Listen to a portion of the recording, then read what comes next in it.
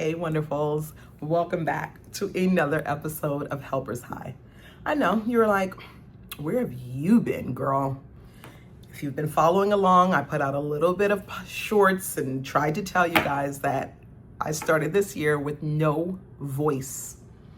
Now, I'll get into that on another episode, but I have to tell you, it has been the best experience of Tiffany's life, okay? Just understanding where your energy is valued and where to put energy, right? What to give energy to. It's been a learning process. So I'm not going to say every day was easy, because sometimes there were people that I truly wanted to engage with and get to know better. And I would have asked follow-up questions and I wanted to deeper dive, but I didn't have the voice to do it. But for the most part, I learned a lot about myself.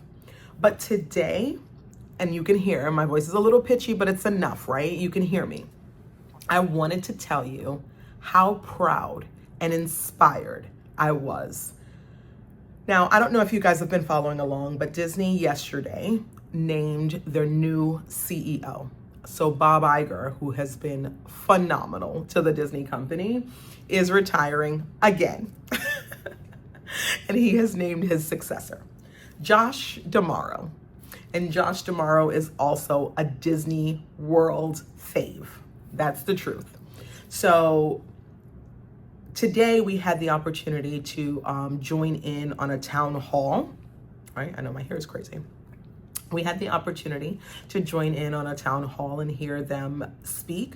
They were being interviewed by David Muir. So it's Josh and Bob and David on the stage, and they're going kind of like what is going to be back and forth with questions and so forth. And then Josh tells the first story about how he actually met Bob for the first time and had to present to him, even though he has never really met him before. Of course, he knew who he was, but he never really met him before. So he just kind of told that story and summed it up really quick, like this is what happened. And I just loved it, because even though that was like 30 years ago, Bob remembered the exact moment, and he was like, he made it seem smaller than it was. And then he gave the whole story, which the fact that he even remembered that is amazing. So there's just something about the two of them that you just see that charm, that charisma, who they really are. So again, Josh is the new successor. On March 19th would be his official first day. Of course, he gets the opportunity right now to meet, greet, kiss babies, and all the things that's happening with Bob on his side right now. So what a nice way to be welcomed into the company. But let me just set the scene, right? It's a town hall. There's thousands of us on this visual virtual. Some of us did conference rooms, and some of us watched from our phones, and some of us watched from the car, and all of the things that was happening. I'm sure there was some chat channels that was happening too, where some of us was like live feedback, like interaction right on the point. And that was me, because I felt it from the very beginning that this was going to be really good. You could hear their love of brand, and you can hear how passionate they was about the people. And that's the two things that they really did have in common. Well, I'm going to say three, because man, the ambition and the drive is just awesome for the two of them. But what I got in that moment from just that snippet was that our past has been great, but our future is bright. Right? So definitely going to be some great things coming out of Josh and his team and the things that they do. So again, super proud of that. But here's the moment, if I'm being honest, that really moved me. Those two guys are fantastic. There's no question. There's no doubt about it, right? Do I need to bring this down a little bit? I feel like you're just looking at a head floating. Okay. So what had happened was Dana Walden joins them on stage. Now, Dana, if you don't know, is another fantastic Disney exec who has been in the business. She came from another company over to Disney. So she wasn't like born and bred like the other two, but she definitely understands the goal, the essence, the flavor. She understands the why, the purpose, all of the thing. And then what I got to realize out of her, based on her composure, based on her answers, and I'll go into that, because I have to remind you, 24 hours ago, Josh was named the CEO, which also means that 24 hours ago, Dana found out that it wasn't her. So you can imagine that there's a mix of emotions going on, and there's a sense of rejection, but then there's a sense of, wow, I love Josh. And we found that out in her clear answers. And I just thought that that whole interaction was super powerful. And I want to call it out because I realized in my chat channel that I may have saw something different than what everybody else saw. So I'm going to give it to you from my perspective, because I think that anybody watching, and I'm sure the news will play more and all of these things, because this is a big deal, guys. Okay. We don't get a CEO all the time. And when we do, we want them to be like Iger and we want them to be like Josh. So we feel good about this. But here's the thing. 24 hours ago, as I mentioned, she was just told that she is not the new CEO. Now, they did give her a role that has been created for her, and she is going to be an executive in charge of creative, which means the Disney Plus accounts, the movies that we see, the content that we see displayed, the shows that we're playing, the stories that we tell, especially the Disney products that we create. So our movies, right? And again, Disney is a storytelling company, guys. If there's anybody here who does not know how to tell a story, you should probably partner with one of your peers who do, and then put your work together to make sure that you have the whole gamut of it. But what I saw in that moment from Dana, because I think what the host did was wild. He pretty much put them on the spot, and you can see that they were on the spot. And he said, based on the fact that you two knew that you were going for this role, what is it that you guys learned about each other and got to admire most about the qualities that you each have? And again, 24 hours after you don't give me a job, that's the last thing that I want to say about the person who got it, which is now my new boss. But that moment said everything, because Dana showed that she is someone with grace, with positivity, with a huge sense of understanding that the moment was bigger than her. She believes that Disney is Disney, and it wasn't just about a title. And that came across. They joked about, having a little off time and what they would do to get their mind back in the game. But then what Dana said about Josh's wife, Susie, was beautiful. She said that she's one of the best people that she knows, pretty much. That's not her exact words. But she said that when she met Susie and saw how great she was, that it was apparent to her that Josh had to be great because he has a wife like Susie. And I mean, like, not only is she giving credit to her successor, but you're over here talking about my wife too. I mean, listen, it was just beautiful. And that doesn't happen without trust. It definitely doesn't happen without transparency. And it doesn't happen without the guy who was right hand of Dana, Bob Iger.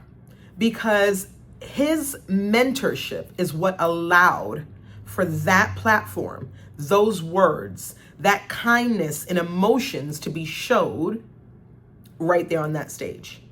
So I had to give real kudos to Bob for laying that foundation and making sure that people felt safe enough and valued enough that they weren't bent out of shape about not getting a role. And a lot of leaders, so this is where it came really near and dear to me, is because a lot of leaders, they talk about future leaders, right? And very few are actually able to build on that initiative. As leaders, our responsibility is to actually make more leaders. So people say, like, what is your job as a leader? And you're like, oh, I'm an accountant, I'm a this, I'm responsible for the accounts, I get the corporate, I get the this. Your job is to be a good human being to the people who need you. And it's your responsibility to develop other people. They were hired into whatever role they're in based on a skill and a quality that was seen. Some of them have multiple skills. Some of them have multiple qualities. But you are not there to ensure that they do not grow any further. And sometimes as leaders, as parents, as moms, as coaches, and so forth, you're so busy knowing that you can do it that you forget that you need to allow them to do it. Okay. Now, before I go out on some type of crazy rant, I want to bring this back together, because the fact that Dana could stand there with that type of optimism tells you that the process of the hiring was also transparent, which again, I give credit to Iger. She was never blindsided, right? There are times When you did such an amazing job on your interview, you had everything prepared, you went over it, you went over the could have questions, you went over the what if they asked questions, and you nailed that interview, and you walked out of there feeling really good about it. And then you find out that you didn't get the role. But you don't find out in a conventional way. You just find out that no, you didn't get it. Sometimes there's no feedback. There's no follow-up. In my personal experience, I have to tell you that I've had interviews that weeks went by and there was no response. And listen, I am not questioning if the area that is hiring is not busy. That is not the question. This is just, again, courtesy. I've had no's with zero explanation. So you're not going to hire me, but you're also not going to give me a reason? Okay. I have to reach out for feedback? Okay. And I've done it. And I think we all have. If you're in corporate America, especially, you know this life. You may actually even be one who has caused this life. So that's what I'm here to talk to us about. Now, silence after a job interview, it's more than disappointing. And I'm going to call a spade a spade. If you ghosted the person who put time, effort, and all of the work into making sure that they delivered the best version of themselves during that interview, it's actually disrespectful to not follow up. Yeah, I said it. And if I'm going to be honest enough, I've probably done it before. So to anyone listening that I did it to, I apologize. And I will never, ever, ever do that again. In hindsight, there are things that we always want to do differently. We don't get second chances on everything. But once you know better, it is your responsibility to do better going forward. Now, what he showed is that he has the ability to make a good culture, right? People talk about culture at work. People talk about family-like environments at work. And we want to feel this because, again, we're human, so tribal nature is natural. We want to be a part of something, but there are wrong sides to be on. There's wrong sides of the job. There's wrong sides of the fence. There's wrong sides of people and your influence. You know what you're capable of doing, and you also know when something doesn't feel right. And you have to, again, choose. There's no wrong answer to that. You just have to know that there's consequences either way. You have to be willing to deal with said consequences. And I would say, make sure your consequences allow you to sleep at night. However, this is what I got. If those places are not able to give you a response or treat you the way that these three people walked away somehow still feeling victorious, even though one's retiring, one got the CEO job, and the other one got a well-fit role for themselves. But again, very different than their life was yesterday.